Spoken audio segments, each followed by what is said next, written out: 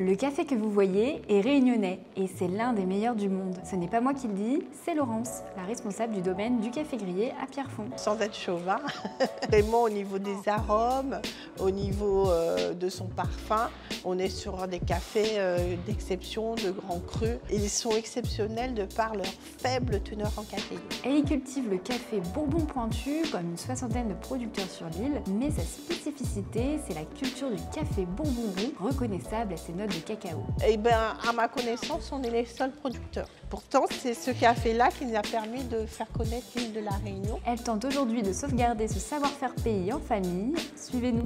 Le café a commencé à se développer sur l'île à partir de 1715 avec le roi Louis XIV qui a voulu mettre en place les premières colonies de plantation. Et donc, il a décidé de faire la plantation de café sur l'île de la Réunion. C'est comme ça que l'île a commencé à se peupler et à produire du café. Et c'est comme ça qu'en 1738-1735, on est devenus les premiers exportateurs de café au monde. C'est le café Bourbon roux qui a été développé sur l'île. C'est sûr que nous, on voulait perpétuer la tradition de la Réunion qui est quand même... le café, c'est vraiment un produit phare, un produit important qui permettait de réunir.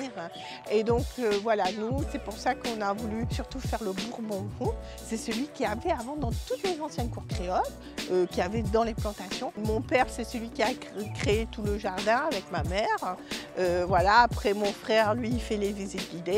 Moi, je torréfie le café. Quand on arrive devant le champ de café Bourbon rond de 5 hectares, Laurence nous dévoile son petit moment magique. Quand le café est en fleurs, c'est là à 6 à 7 heures du matin qu'on a tous les essaims. Le café fait partie de la famille des rubiacées, la famille du jasmin.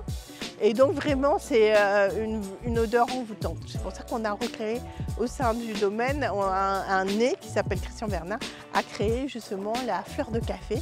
C'est notre parfum d'ambiance, vraiment de la fleur du café. Le café et Laurence, c'est une grande histoire d'amour depuis toujours. C'est vrai que moi, depuis toute petite, si j'avais qu'un rêve, c'est de boire du café et d'arrêter le lait. Et quand on lui demande si elle s'en lasse, jamais, justement, je me dis, mon Dieu, si un jour on me dit, ça y est, il faut que tu arrêtes de boire du café, je crois que c'est la fin du monde.